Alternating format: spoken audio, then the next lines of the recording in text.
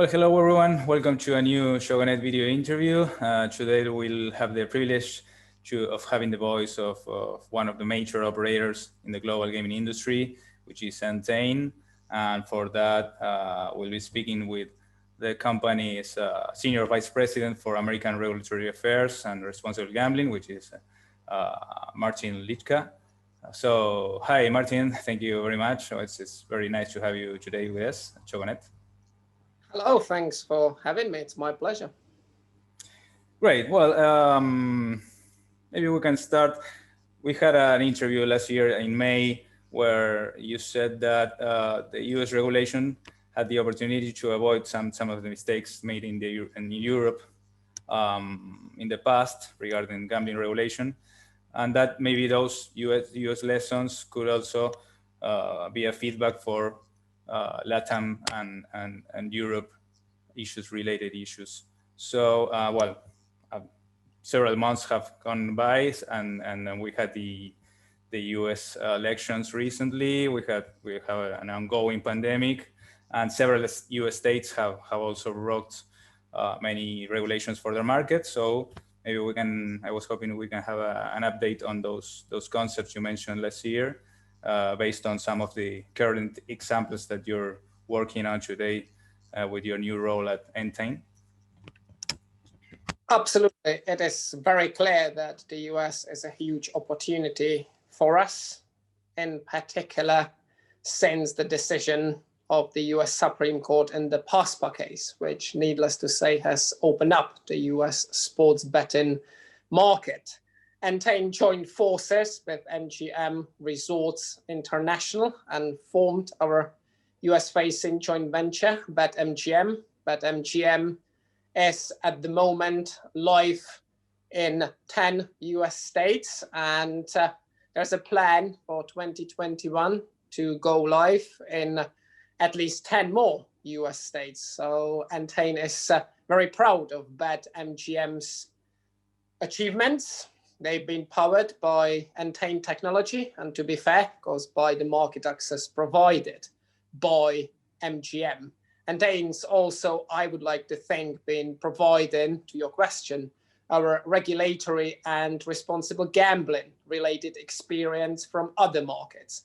And indeed, I would still see it as a two-way traffic. A number of US states have by now, in my view, recognized the importance of efficient regulation combined with effective responsible gambling standards. That, in my view, is the only way to achieve long-term sustainability of any markets, including the US markets. At the same time, I do see the US related regulatory developments as an opportunity for other jurisdictions, both in Europe and Latin America, to learn from yet another set of regulatory rules.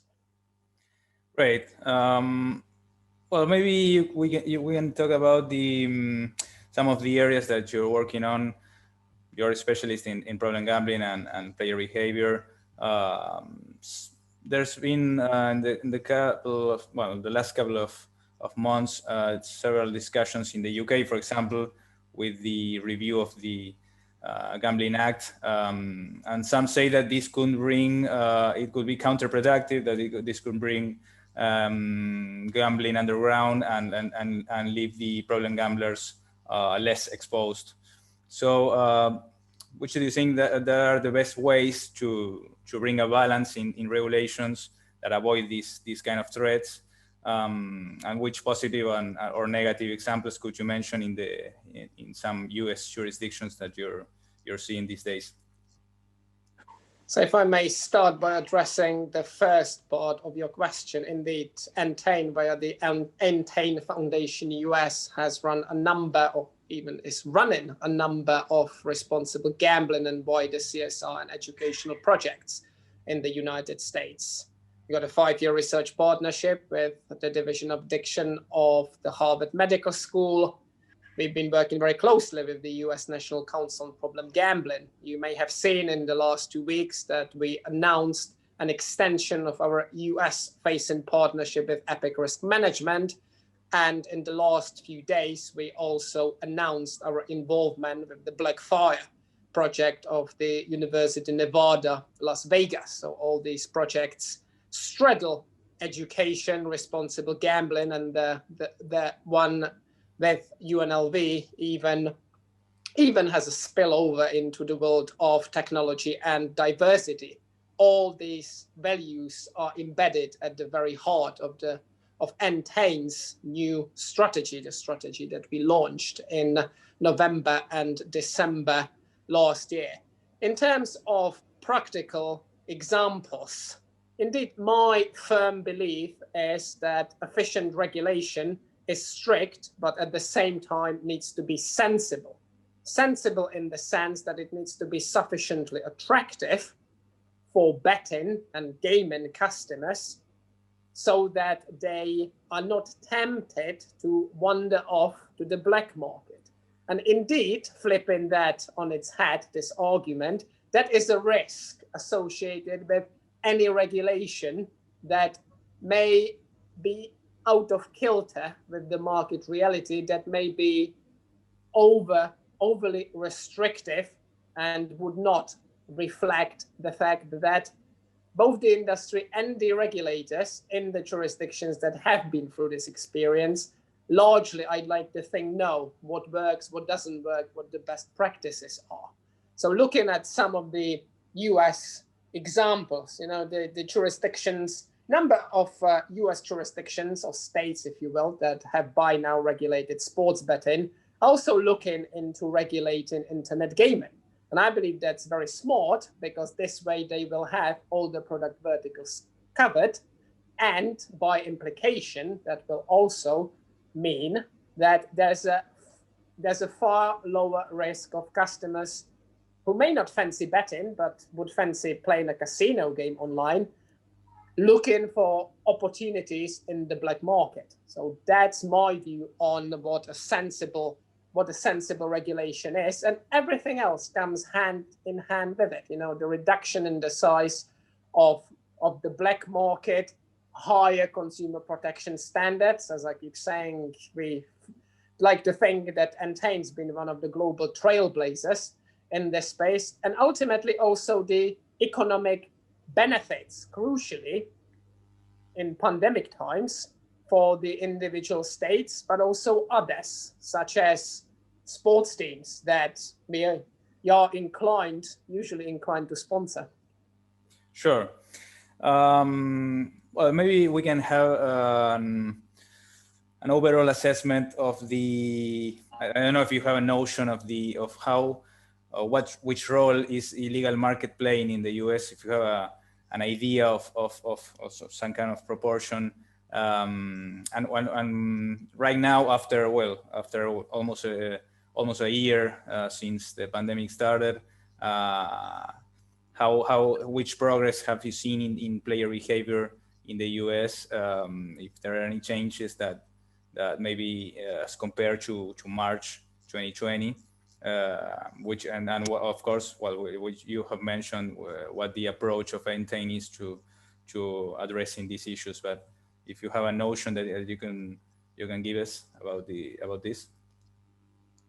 Sure, I will not speculate about the size of the US black market. I'm by no means an economist, but perhaps to give you statistics, I understand that prior to the decision in the PASPA case, and that I believe is a statistic that was put out there by the American Gaming Association. So in 2016, 17, 18, consistently, because of course Super Bowl is coming. It will be this Sunday.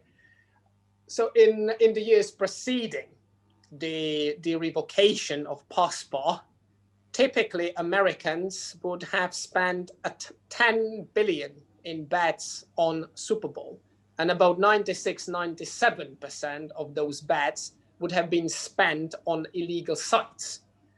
So it's very clear that as a result of the Supreme Court decision to allow for sports betting regulation in the United States, the size of the black market is bound to be going down.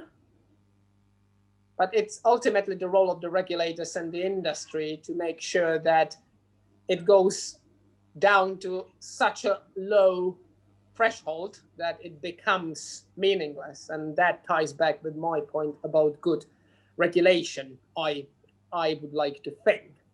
As regards changes in behavior patterns, the first and key point to make in this regard, I would suggest, is that there is no evidence, luckily, that gambling addiction would have gone through the roof during the pandemic.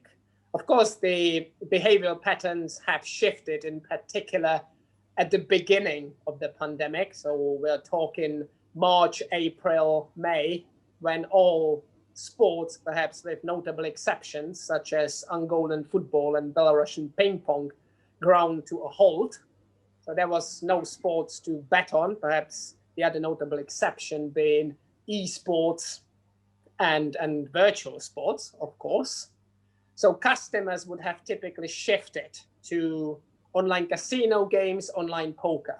Of course, with the restart, talking about the US of the big leagues, the NFL season's nearly completed, which I believe is absolutely great despite all the circumstances. The NBA, the NHL have restored it. The MLB will be back in a very foreseeable future. So this means that the customer betting patterns are largely have moved back to normalcy. But again, back to the critical point to explain more why I said that gambling addiction would not have gone through the roof. I truly believe that it's as a result of a combination of actions taken by operators. To give you a few examples, even more frequent and even more visible responsible gambling messages on our site. Entain, for example, introduced 2 additional pandemic-related markers of harm. So the measures that we used for customer intervention. And it's not only, of course, not only the operators, it's also the regulators that have contributed towards the fact that we have not seen any massive spike in the levels of gambling addiction. Right. Well, you mentioned earlier the UNLV efforts now to bring some insights into this situation.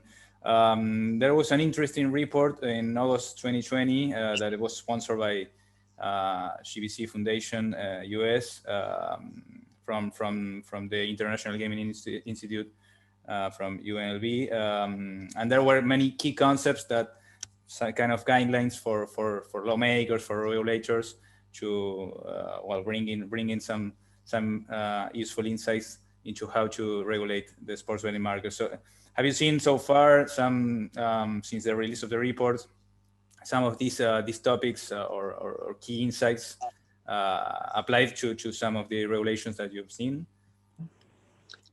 Yes, we have. We're very proud to have partnered up with the International Gaming Institute.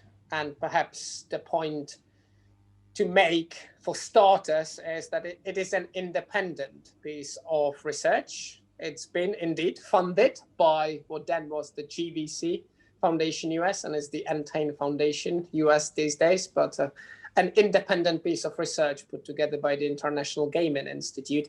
And yes, it is our understanding that the report on sports wagering in America has been very positively received by both regulators and legislators. And indeed, some of the states that have started looking into regulating this space lately do plan or even have already reflected and incorporated some of the lessons drawn from the report. The key ones being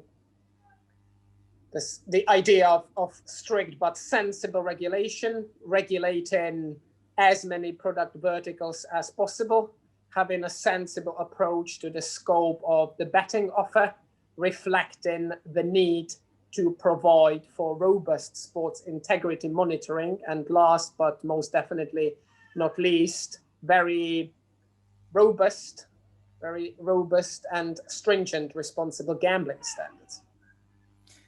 Great. Well, Let me take you back to the U.S. joint venture with MGM, which saw very positive results over the year. I think it was a 130 increase in revenue last year, and well, you said that it will be live about 20 states by the end of the year. Recently, the AGA CEO Bill Miller said that he expects huge pent-up demand playing a significant role in the second half of the year. So, what are your outlooks on in terms of players' demand in the US for especially for the second half, and mainly which are the new challenges that this will bring when retail gaming starts to reopen more massively in the coming months? We hope so, at least. Which are the new challenges related to, of course, the areas you work on at Entain? So we're very proud of BetMGM and their achievements. I wouldn't want to be stealing their thunder when it comes to their results. We are glad to have contributed towards it by means of our technology. And indeed, what we expect, or what I expect to happen throughout this year and the next couple of years, is that even more US states will have regulated sports betting. An ever-increasing number of US states is also looking at regulating internet gaming.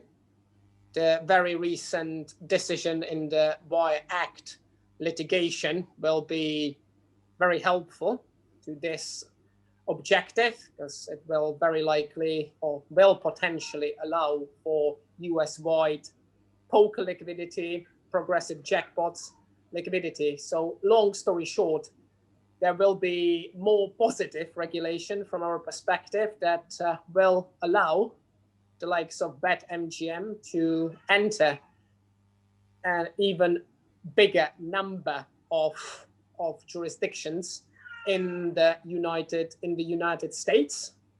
So that is definitely what I expect will be happening throughout this year and going forward. I suppose in terms of the challenges that we strongly believe that we have demonstrated we can deal with and will continue doing so. Of course, being regulated in 10 states is very different from being regulated in 40 states. So the challenges to address will be the scale. All the regulations are slightly different. Plus, I suppose, stepping slightly outside of the pure gambling world, other challenges related to the US market will focus crucially and critically on, for example, on betting on NCAA markets. So college sports, what NCAA will end up doing about their image rights, what will be the overall approach to advertising in the United States, in particular in light of the responsible gambling tenets that we've discussed on this video chat. Well, all right. One last topic that I would like to address is regarding the emerging technologies. Well, Entain recently announced, it was in December, an alliance with Verizon Media to bring some technology like virtual reality and augmented reality, 5G, to the sports betting gambling experiences. So maybe you have some insights regarding, of course, the areas you work on, how this would affect in terms of regulatory terms or responsible gambling when all these technologies, including also touchless technology that we're seeing them today nowadays in many markets. What are the challenges in that sense when they are massively in the market, right? It's definitely a very exciting partnership with Verizon Media in the technology space. And it's very close to Entain's heart and actually one of the key pillars of our new strategy, because Entain's in the throes of transforming itself from purely gambling business to business that will seek to address other and new audiences. And we definitely see a lot of potential in the world of esports, in the world of video gaming. And we also see a lot of potential in deploying our technology in the virtual reality space. And the partnership with Verizon Media is truly first of its kind, because we've embarked upon a journey to figure out new ways via virtual reality and other technological tools to further improve our offering and make it even more accessible, while of course being reasonable and sustainable to new group of customer segments and market segments.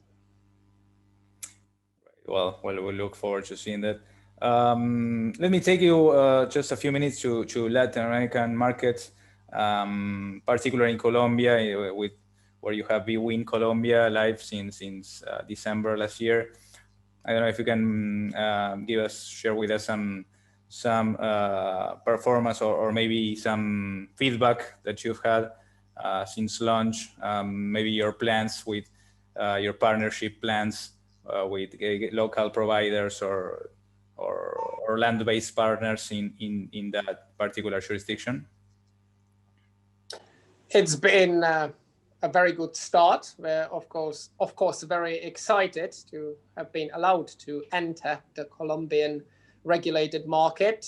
We believe as the first truly global operator. And indeed, we are on a lookout for potential partners on the ground. For obvious reasons, I cannot disclose too much at this stage, but please do watch this space, because as soon as we have landed any partners, then we will very proudly announce them to the world accordingly. But yeah, we do believe that Colombia will be a great market for us, and ultimately that it will become a part of the broader regulated Latin American market, where Entain is on a mission to play a big and critical role. Sure. And I don't know if there's any kind of partnerships that you were especially interested, maybe with land-based, local land-based partners, or you can give us some what will be your strategy to compete with some of the major players there and grow the brand there? Yeah. It's of course, as you know, a Copa America year, which makes it all even more interesting. Well, fingers crossed that it will not be affected by the pandemic. So just like we have done in other jurisdictions, including Spanish-speaking jurisdictions, so Spain itself, we would typically look for partners in the world of sports who could help us further our objectives. And indeed, Entain's overall strategy globally is to grow both organically and by means of mergers and acquisitions. So as you may know, we've recently made an offer for a Baltics operator. We've announced an M&A transaction in Portugal. So this is a portfolio of options that we have in every single jurisdiction. Sure, very clear. I don't know if you have any projections in Mexico as well. Maybe that you're also looking for a partner there, and also I was interested in asking you about how would you face, let's hope not, but a possible new suspension of major sporting events. I don't know if LATAM or globally, which would be the approach from Entain facing this potential situation. So we're indeed looking at opportunities all over Latin America, be it Mexico, be it Brazil, because Brazil, as you will know, is in the throes of regulating its sports betting market. My wife happens to be Brazilian, so for that very reason, I've got a personal connection with the market as well. And indeed, I will go back to what I said about Entain's overall strategy.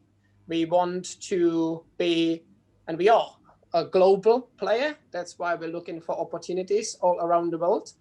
Emphasis being on regulated opportunities, because it is one of Entain's objectives to start taking business only from domestically regulated markets by the end of 2023, and we will act accordingly, including in Latin America.